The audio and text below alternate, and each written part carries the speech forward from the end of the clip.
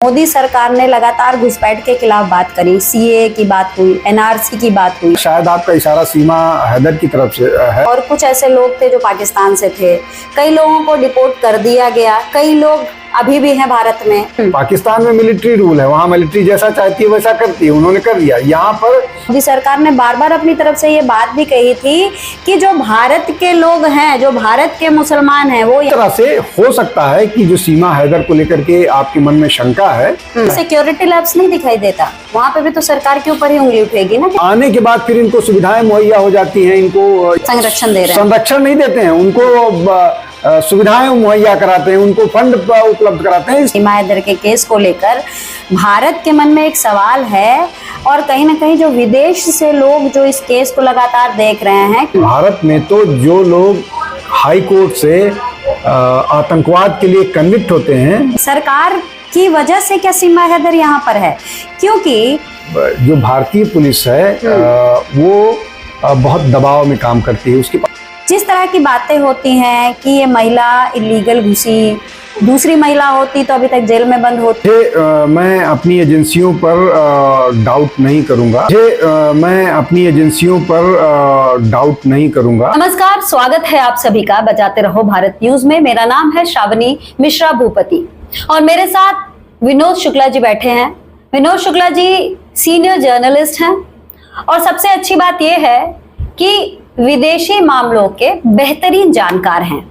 लगातार ये main stream media पर भी एज अ पैनलिस्ट बैठते हैं और विदेशों से जुड़ी जितनी भी जानकारियां हैं वो जब भी वो चर्चा में आती हैं तो as a panelist Vinod ji जाते हैं।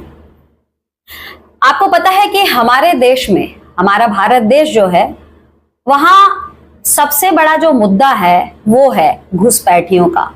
लगातार ये मुद्दा अक्सर जब चुनाव होते हैं हमारे देश में तो ये मुद्दा बहुत ज्यादा गर्माता है। आज इसके बारे में हम बात करेंगे और ये जानने की कोशिश करेंगे कि आखिर ये स्रोत कहां से है और इसके ऊपर लगाम क्यों नहीं लगता है। विनोद जी, बहुत बहुत स्वागत करूंगी आपका। बहुत धन्यवाद श्रावणी। विनोद जी, सबसे पहला जो मेरा सवाल है, ये अवैध घुसपैठ जो मुद्दा है ये आज का मुद्दा नहीं है, ये भारत में कई सालों से ये चला आ रहा है और कभी इसको राजनीति से जोड़ा जाता है, कभी आतंकवाद से जोड़ा जाता है। आखिर ये चलन कहां से शुरू हुआ और इसका अंत क्या होगा? क्या हम ऐसा उम्मीद कर सकते हैं? देखिए श्रावणी, ये जो घुसपैठियों वाला मसला है ये न केवल आतंकवाद से जुड़ा हुआ है, ये राजनीति से भी जुड़ा हुआ है और इस देश की डेमोग्राफी बदलने से भी जुड़ा हुआ है। और इसको लेकर के अब तो बात होने लगी है, पहले तो इस पर चर्चा भी नहीं होती थी। और ऐसा नहीं है कि जो बॉर्डर वाले इलाके हैं केवल वही घुसपैठ से प्रभावित हैं। बॉर्डर वाले इलाके से मेरा मतलब है कि पश्चिम बंगाल, असम, त्रिपुरा या नॉर्थ ईस्ट के जिले।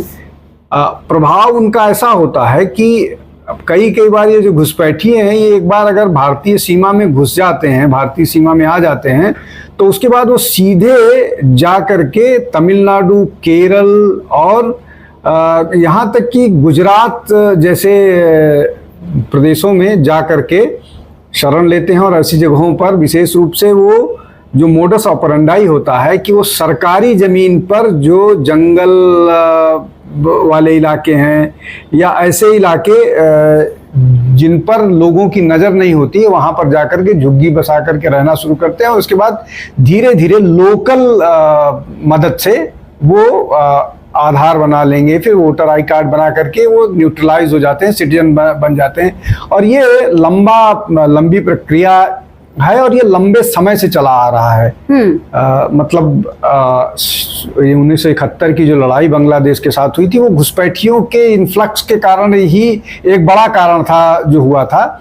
और उस समय भी बात यही कही गई थी और इस पे जो पार्लियामेंट में कहा गया है, चाहे श्री प्रकाश जायसवाल जो पहला टेन्योर था मनमोहन सिंह का, उनके समय में मंत्री थे, गृह राज्य मंत्री थे, उन्होंने पार्लियामेंट में राज्यसभा में बयान दिया था जब उन्होंने बोला था कि इस देश में लगभग 1.5 करोड़ के आसपास घुसपैठी हैं। या 2019-16 में किरण रिजिजू जी ने ये बोला था कि भारत में लगभग 2 करोड़ के आसपास है। ये राज्यसभा में बयान है।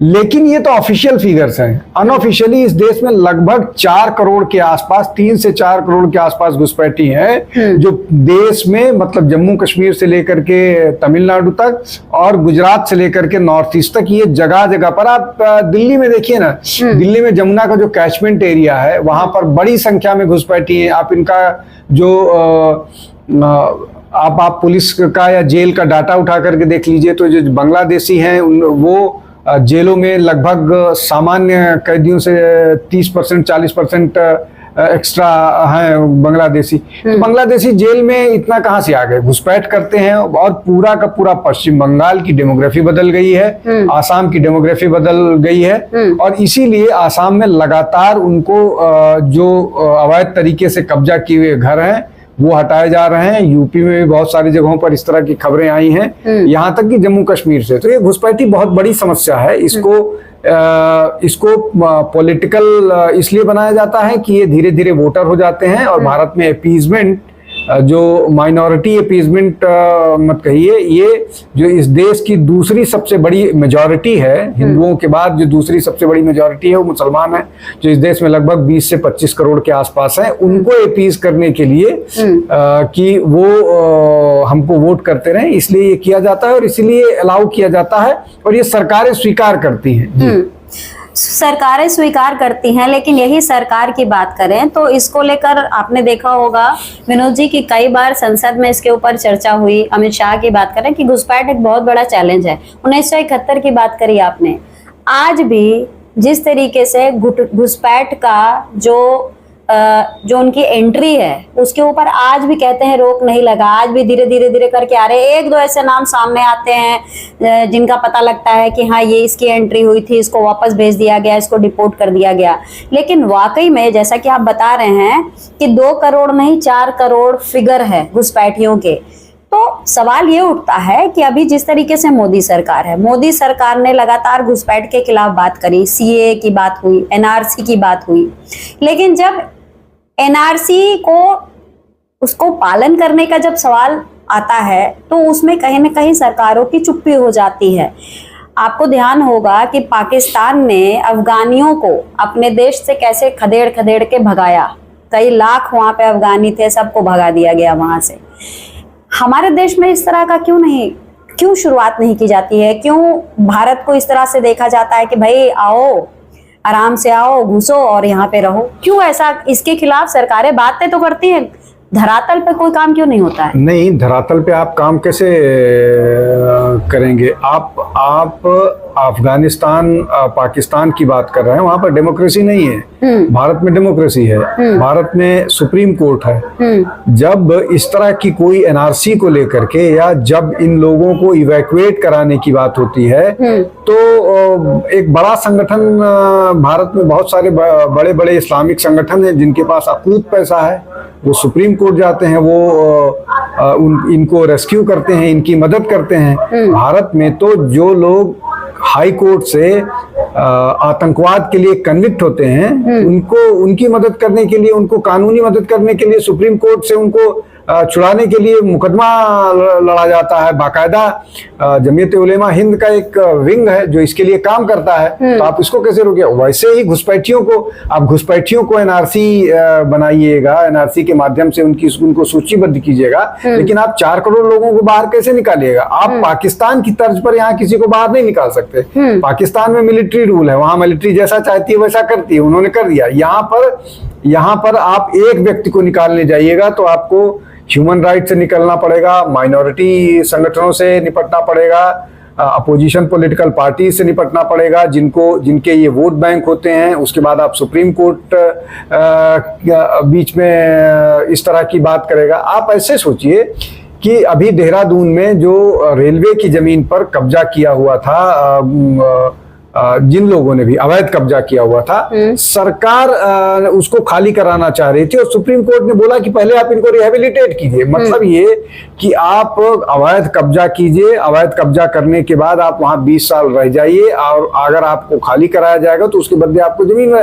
ये कितना आसान है भाई। आप भी अपना घर छोड़िए और कहीं अवैध कब्जा कीजिए, आपको 30 मीटर का 30 गज का प्लॉट मिल जाएगा, इसलिए कि नहीं मिलेगा तो आप कोर्ट चले जाइए, कोर्ट बोलेगा ये रिहेबिलिटेट कीजिए। रिहेबिलिटेट करने के लिए कम से कम एक कमरे का घर तो देगी ना सरकार, उससे कम तो देगी नहीं। उसके बाद आप उस एक कमरे को घर को बेचिए, फिर आप कहीं का अवैध कब्जा। कहने का मतलब ये है कि सरकार चाहे भी तो उसको रोका जाता है। तो जिस तरीके से देश विरोधी लोग इस तरह का काम करते हैं, ये साफ दिखाई पड़ रहा है विनोद जी कि ये सारे घुसपैठिए हैं, कुछ बांग्लादेशी है तो कोई कुछ और है। जब सब कुछ दिख रहा है, जब उनको भगाने के लिए एनआरसी जैसा मुद्दा लाया जाता है, और मुझे ध्यान है कि सरकार, मोदी सरकार ने बार बार अपनी तरफ से ये बात भी कही थी कि जो भारत के लोग हैं, जो भारत के मुसलमान हैं, वो यहाँ सुरक्षित है, उनके खिलाफ कुछ भी नहीं होगा। लेकिन जो जो दस्तावेज मांगा गया था, इसको एक बहुत बड़ा मुद्दा बनाया था, बहुत बड़ा मुद्दा बनाया गया था। तो ऐसे में जो बांग्लादेश से जो लोग घुसे हैं, और 1-2 नहीं 4-4 करोड़ की बात कर रही हो, अनऑफिशियल फिगर हो सकता है इससे ज्यादा भी हो, इसका क्या है? इसका कोई इलाज है?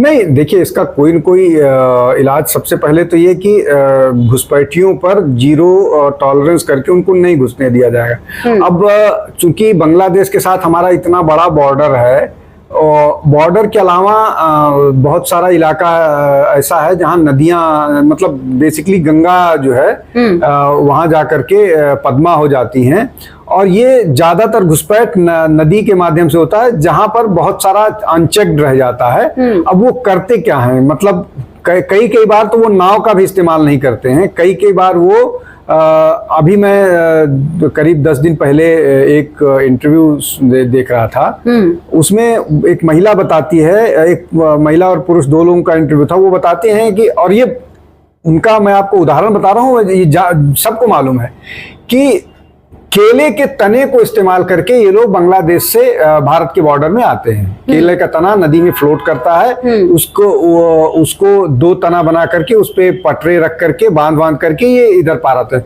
और आने के बाद फिर इनको सुविधाएं मुहैया हो जाती हैं, इनको ये भीड़ में खो जाते हैं, इसलिए कि हमारे देश में खुद 20 करोड़ के आसपास मुसलमान हैं, उस भीड़ में खो जाते हैं, और फिर अंदर से ही, मतलब इसमें ऐसा नहीं है कि केवल मुसलमान ही इनकी मदद करते हैं, पैसा लेकर के। अभी आप याद कीजिए कि रायबरेली में पूरे रायबरेली में एक अधिकारी, मतलब जो आधार और ये बनाने वाले हैं जिनको गिरफ्तारी हुई थी, पूरे गांव की जितनी जनसंख्या होती है उससे ज्यादा लोगों को वहां आधार उनके नाम से इशू हो गया, और वो पकड़े गए, सारे लोग गिरफ्तार, मतलब उसमें सारे लोग गिरफ्तार हुए। तो अब उसमें कोई मुसलमान नहीं था, जिसने किया था वो हिंदू था। तो ऐसा नहीं है, पैसे के लालच में उनको पैसा मिलता है तो वो भी करते हैं। तो ये अपने आप में बड़ी समस्या है। इस समस्या का बहुत तरीके से कानूनी रूप से ही हल निकालना पड़ेगा, और इसके लिए उन सरकारों से, बांग्लादेश और म्यांमार से बात करना पड़ेगा, बात करके उन पर दबाव डालना पड़ेगा। हम कह रहे हैं कि वो पूरा 4 करोड़ लेने के लिए तैयार हो, 2 करोड़ तो लें, 1 करोड़ तो वापस लें, कुछ तो हमारे देश पर। अच्छा, जो लोग ये कहते हैं, जो लोग एनआरसी पर, जो लोग सीएए पर ये तर्क दे रहे थे कि सीएए से पाकिस्तान, बांग्लादेश और अफगानिस्तान के हिंदू भारत में ले आए जाएंगे, तो उनको एम्प्लॉयमेंट कहां से दिया जाएगा, भारत के रिसोर्सेज पर बर्डन पड़ेगा। इन लोगों के आने से रिसोर्सेज पर बर्डन नहीं पड़ता है। मैं आम आदमी पार्टी के मुखिया की बात कर रहा हूं। आम आदमी पार्टी के मुखिया ने एक टीवी चैनल के इंटरव्यू में बोला था कि ये लोग जो सीएए के थ्रू जिनको भारत की नागरिकता दी जाएगी, उनको एम्प्लॉयमेंट कहां से दिया जाएगा, उनको नौकरी कहां से दी जाएगी, भारत के पास रिसोर्सेज कहां से आएंगे, इन लोगों के लिए रिसोर्सेज कहां से आएंगे। रोहिंग्या कॉलोनी जो दिल्ली में बसाए गए, मतलब रोहिंग्या जो दिल्ली में रह रहे हैं, उनको दिल्ली सरकार के, दिल्ली आम आदमी पार्टी के बहुत सारे नेता जो हैं वो संरक्षण दे रहे हैं, संरक्षण नहीं देते हैं, उनको सुविधाएं मुहैया कराते हैं, उनको फंड उपलब्ध कराते हैं, इस तरह की बहुत सारी चीजें हैं। तो ये एक बड़ी समस्या है। इसके लिए सरकार को, जो बांग्लादेश और म्यांमार की सरकार है, उनसे बात करके दबाव डालना होगा कि आप अपने सिटीजन्स को ले जाइए।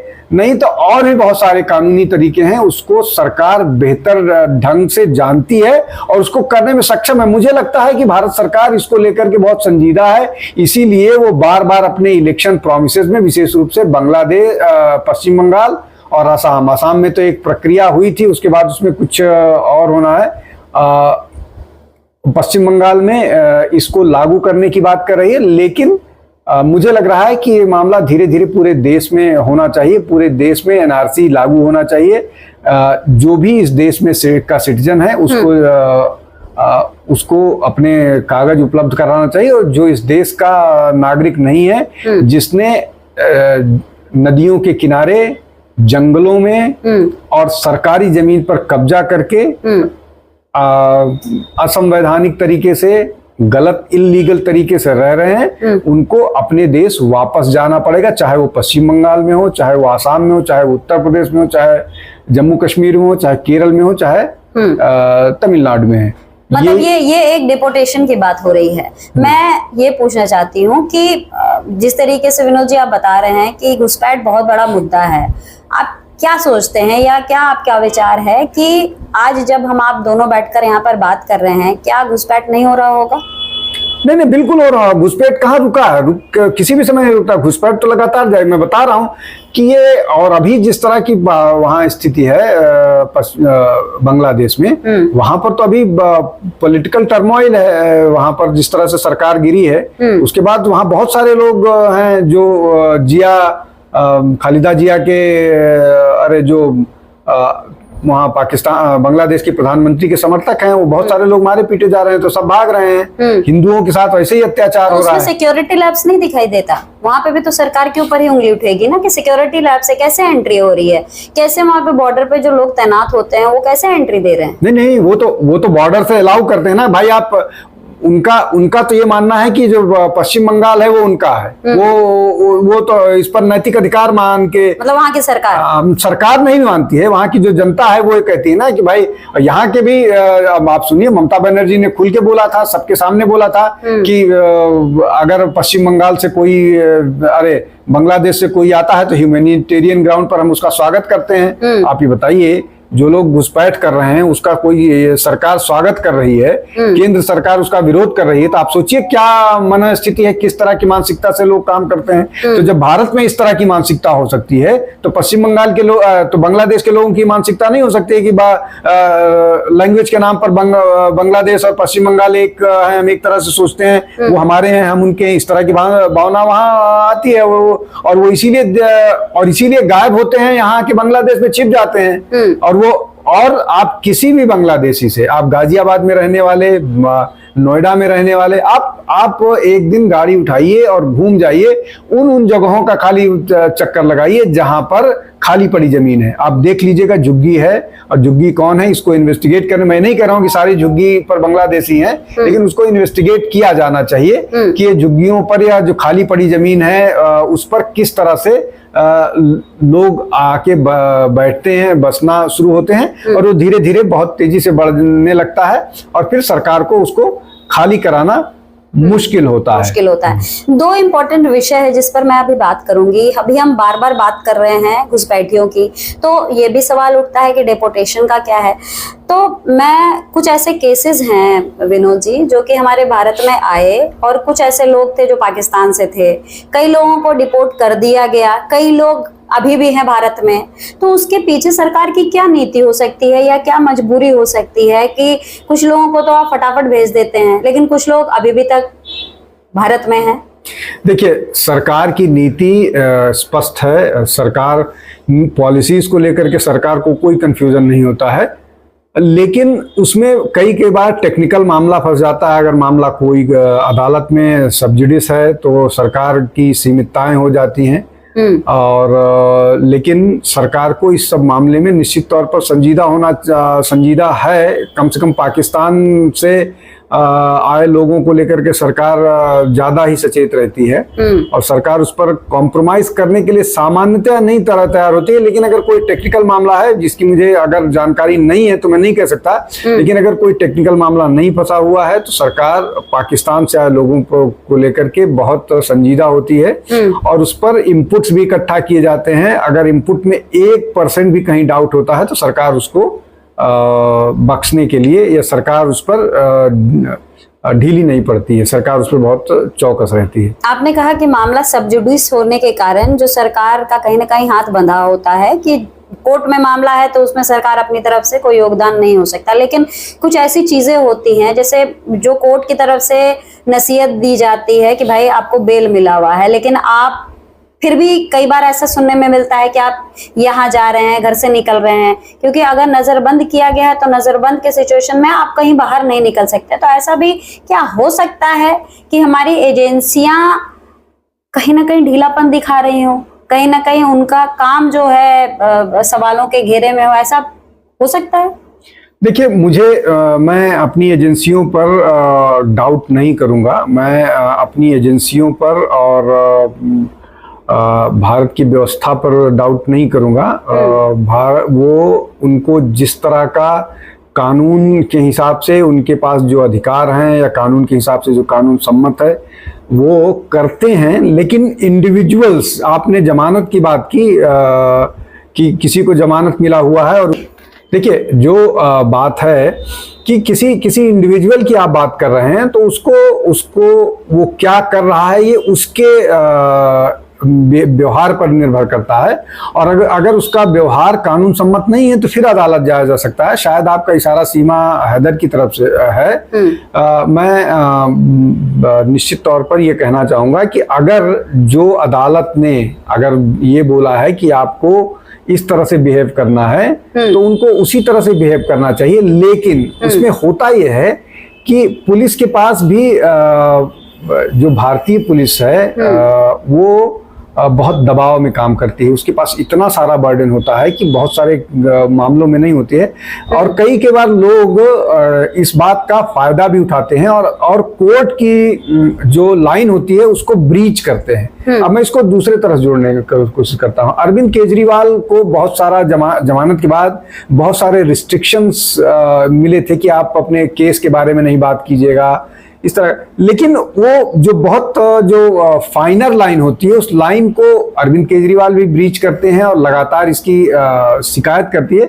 उसी तरह से हो सकता है कि जो सीमा हैदर को लेकर के आपके मन में शंका है उन्होंने ब्रीच किया हो, और वो ब्रीच अगर कर रही हैं तो इस पर सिक्योरिटी फोर्सेस को निश्चित तौर पर संज्ञान लेना चाहिए।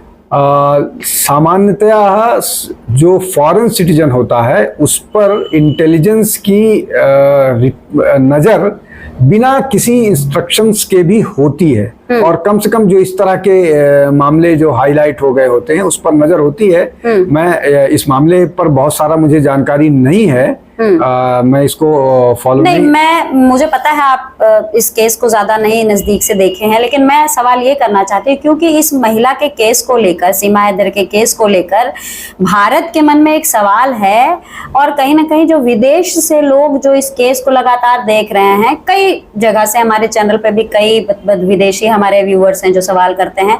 सवाल ये उठता है कि सरकार क्या इस महिला को संरक्षण दे रही है? सरकार की वजह से क्या सीमा हैदर यहाँ पर है?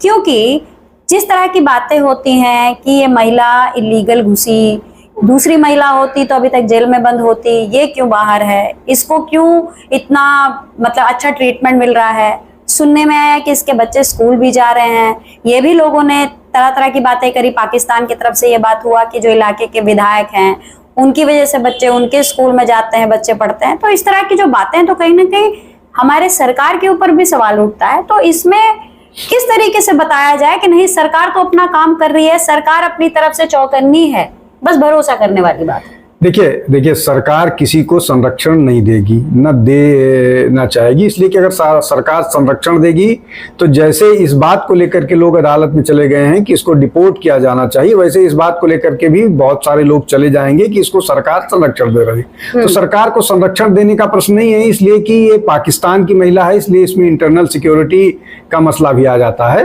तो सरकार का संरक्षण देने का मसला नहीं है, और कौन किस तरह का एलिगेशंस लगाता है, वो एलिगेशंस लगाने के बाद उसको प्रूव करना बहुत मुश्किल होता है। तो मुझे लगता है कि ये मामला, चूंकि मुझे बहुत ज्यादा इस पर जानकारी नहीं है, तो मेरा अपना मानना यही है कि सरकार नहीं, मैं बस इतना जानना चाहती हूँ विनोद जी कि जैसा आप बता रहे हैं कि हमारी जो एजेंसियां हैं, जो हमारी खुफिया एजेंसीज हैं, उनकी पूरी तरीके से निगाहें होती हैं। अगर बाहर का कोई ऐसा नागरिक, खास करके पाकिस्तानी कोई आए, तो उसके ऊपर पूरी निगाहें होती हैं। काम किस तरीके से करते हैं वो लोग, किस तरीके से पूरा ध्यान रहता है? क्योंकि सीमा हैदर का जो केस है ये इंटरनेशनल इशू बन चुका है। तो तो इसके ऊपर किस तरह से एजेंसी काम कर रही है? क्योंकि कई बार हमने अपने चैनल पर बहुत सारे ऐसे एक्सपर्ट्स को बुलाया, हमारे बहुत सारे विदेशी मामलों के जानकार एक्सपर्ट्स आए, उनका कहना था कि ये जो जासूस का जो ये ठप्पा लगाया गया वो जासूस नहीं है। तो इसको किस तरीके से मतलब समझा जाए कि एजेंसियां जो है अपनी तरफ से काम कर रही है? देखिए, मुझे लगता है कि इतना हो हल्ला हो जाने के बाद केवल एक स्तर पर नहीं, इंटेलिजेंस एजेंसीज ने अपने हिसाब से इसको वेरीफाई किया होगा और इसको तुरंत गिरफ्तार भी किया गया था, जहां तक मेरी जानकारी। उसके बाद पुलिस ने इसको बेल वेल जो भी हुई थी उसके बाद छोड़ा गया था। मुझे लगता है कि इस पर पूरी जानकारी हासिल की गई होगी और अब भी सरकार या इंटेलिजेंस के लोग इस पर और जानकारी हासिल करने की कोशिश में लगे होंगे, ऐसा मेरा मानना है। तो मुझे नहीं लगता कि ये इस तरह का कोई मामला है, और इस तरह का अगर कोई सरकार को थोड़ी भी सुगबुगाहट लगती कि कुछ इस तरह का मामला है जहां ये भारतीय सुरक्षा के लिए खतरा हो सकता है, तो सरकार उस हिसाब से कदम उठाएगी। और ये कभी भी हो सकता है अगर ऐसा होगा, तो अगर ऐसा लगेगा सरकार को कि नहीं ये सुरक्षा के लिए खतरा है, मुझे लगता है कि इस तरह का मामला है। इस पर एग्जैक्टली क्या स्थिति है, इस पर बहुत सारी जानने की जरूरत है।